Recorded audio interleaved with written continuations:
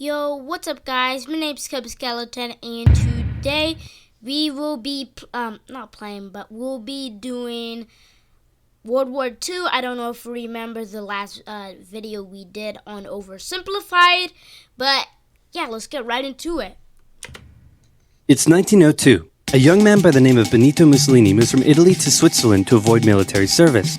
He gets big into socialism, working for trade unions, writing for socialist newspapers, advocating a violent overthrow of European monarchies, the whole shebang. This gets him in a bit of trouble with the Swiss police, so he gets arrested, sent back to Italy, set free, returns to Switzerland, is arrested again, goes back to Italy again, completes his military service after previously avoiding it, and then after a brief stint as an elementary school teacher, he finally returns to work as an avid socialist. His speeches and journalistic abilities made him famous among Italian socialists. He was anti-war, so when Italy colonized Libya in 1910, he rioted and got arrested. Then World War I came along, and once again he protested Italy's involvement. But then he thought, wait a minute, this war could bring about the social climate needed to overthrow European monarchies and bring about the socialist revolution everywhere. And suddenly he was pro-war, but his fellow socialists didn't like his new pro-war stance, so they kicked him out of the party. So then he said, you know what?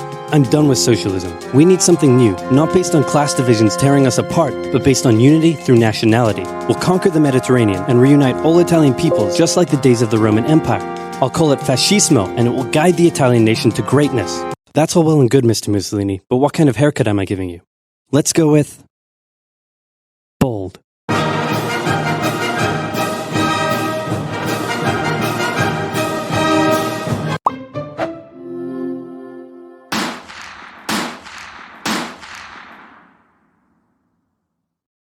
Italy had been on the winner's side in World War I, and they hoped they were going to get a lot out of it, but in the end, they only got a little, and they felt cheated. On top of that, a bad economy and weak governments meant that the Italian people were a little unhappy. So when Mussolini came along and said that he could fix everything, his fascist movement gained a lot of support. In 1922, he went to the king and said, make me prime minister or I'll make me prime minister. And the king said, you and what army?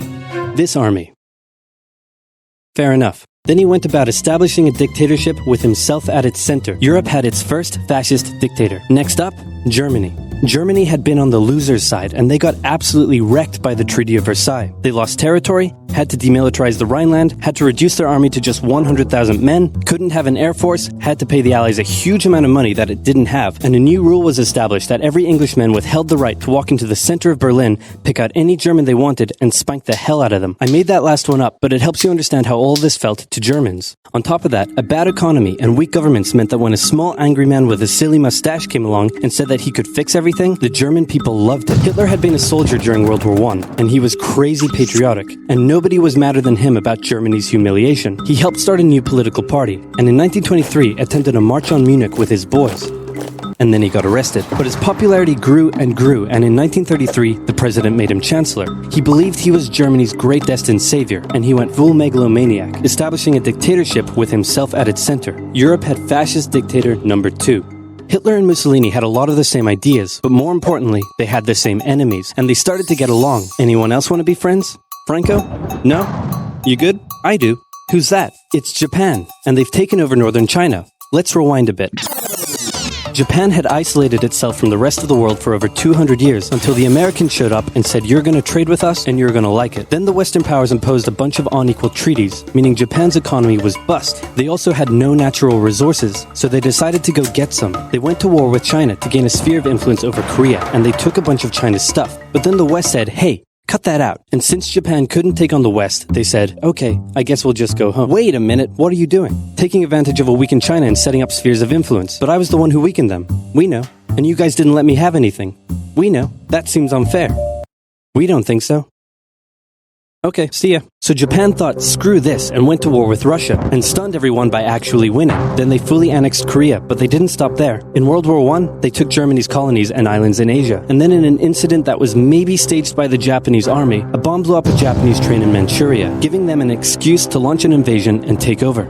So here's the situation. Nazi Germany, Fascist Italy, and Japan all believe they're racially superior, all feel hostility towards the Allies, and all want to militarize and take over more stuff. And so they did. Let's start with Germany. Hitler hated the Treaty of Versailles, and now he was ready to begin undoing it. In complete violation of the treaty, the first Luftwaffe squadrons were set up, conscription was introduced, and he pimped up his army. The Allies did nothing. Then Hitler sent his army back into the demilitarized Rhineland, giving orders to immediately retreat if the Allies showed up. The Allies did nothing. With his military re-strengthened, he could now move on to step 2.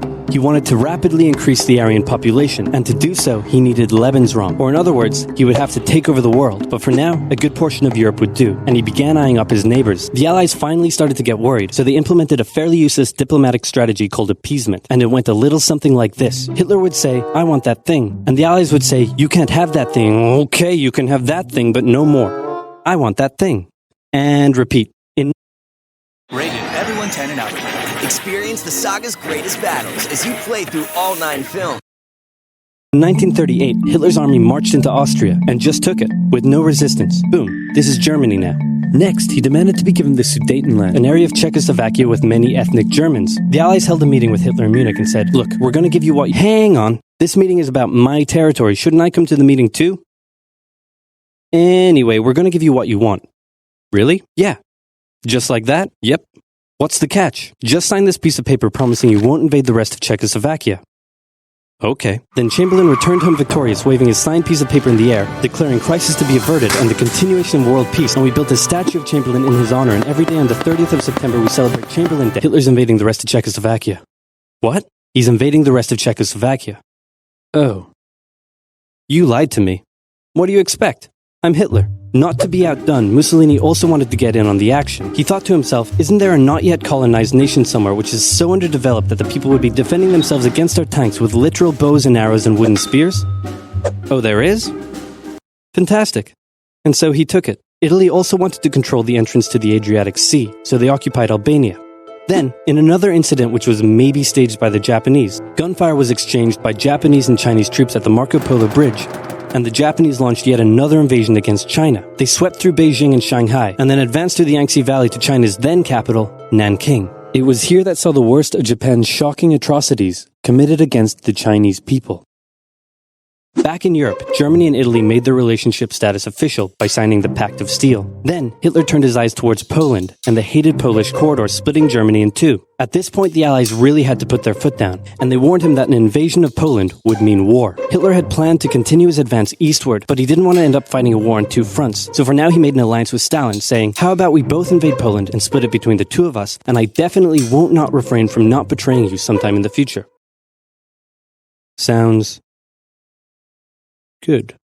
This new alliance stunned the West. On the 1st of September 1939, German troops entered Poland, and Britain and France declared war on Germany. The Poles fought hard, but they were no match for the two giants crashing down on them from either side. Then came a period known as the Phony War, where everyone just sort of sat around not doing much.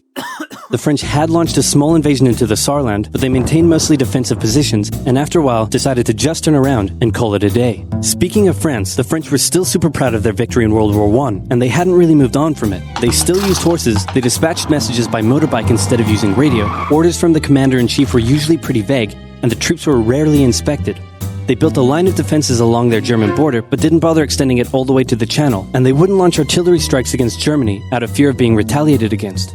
In a war, they didn't want to attack the enemy. And at first the UK wasn't much better. Chamberlain still naively hoped that the war could be ended diplomatically. Instead of bombing raids, the RAF dropped propaganda leaflets over German cities, which one air marshal said likely did nothing but provide the continent with toilet paper for the duration of the war. They also only sent 200,000 men to France, while the French had mobilized millions. Both Britain and France wanted to avoid a repeat of the First World War, and so they wanted to keep the war as far from home as possible. So they turned their eyes north, towards Norway.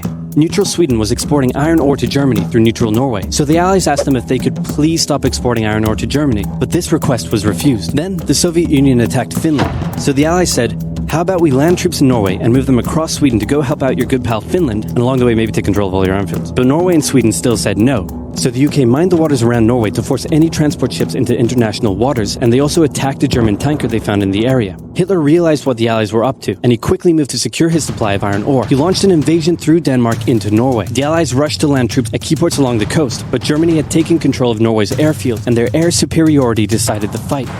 The Allies had to retreat. After this slightly embarrassing failure, Chamberlain resigned and was replaced with Winston Churchill, who had a slightly different approach to dealing with the Germans. Hitler's overall strategy was similar to Germany's First World War strategy. Attack France, defeat France, knocking out the UK in the process, then turn on the Soviet Union and win the war. During the Phoney War, the Allies had given Hitler time to prepare his forces. Now, he was ready to attack. The Allies had wanted to place troops in Belgium, but Belgium had refused, and in a move that surprised pretty much no one, Hitler launched an invasion to get around France's defenses. The Allies charged into Belgium at full speed to meet the German invasion head-on, and it looked like a repeat of the First World War was coming. But this time, Hitler had a trick up his sleeve. Blitzkrieg. As the Germans advanced, they sent thousands of refugees westward, slowing down the Allies. Then, to the south, the French had left the Ardennes, an area full of hills and forests, pretty underdefended because they thought it was naturally impenetrable. While the Germans were about to penetrate it with everything they had. They smashed 50 Wehrmacht divisions through and encircled the Allied armies at lightning speed. The best of the Allied forces were now trapped. The Germans squeezed in from all sides, taking out France's best armies and nearly wiping out the British too. But they managed to make a desperate last-minute escape at Dunkirk, with British civilian ships even making the perilous journey to bring their young men home. With most of the French forces depleted, the Germans breezed through, taking Paris, and France fell. What the Germans couldn't do in World War I, Hitler had done just like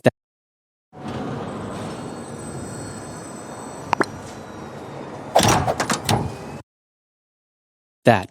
Hitler hoped that with the fall of France, the UK would also lose hope and sue for peace. But quite annoyingly, it didn't, and he needed to secure the Western Front, so he tried to force them into submission with mind games. The UK were now all alone, and Hitler wanted to emphasize that. First of all, just before France fell, Italy finally declared war on the Allies, making the UK's situation even worse. Next, instead of just occupying all of France, Hitler occupied the coastal areas for defense, but allowed France to continue its existence as a German puppet state. This way, it looked like the UK's old ally had decided to switch sides. Hitler also hoped that the UK wouldn't attack any of her old allies' navy bases or colonies in Africa, giving Hitler an extra line of defense to the south. But the UK made sure to respond to this by sailing down to France's navy base in Algeria and wrecking a bunch of ships. So have at it.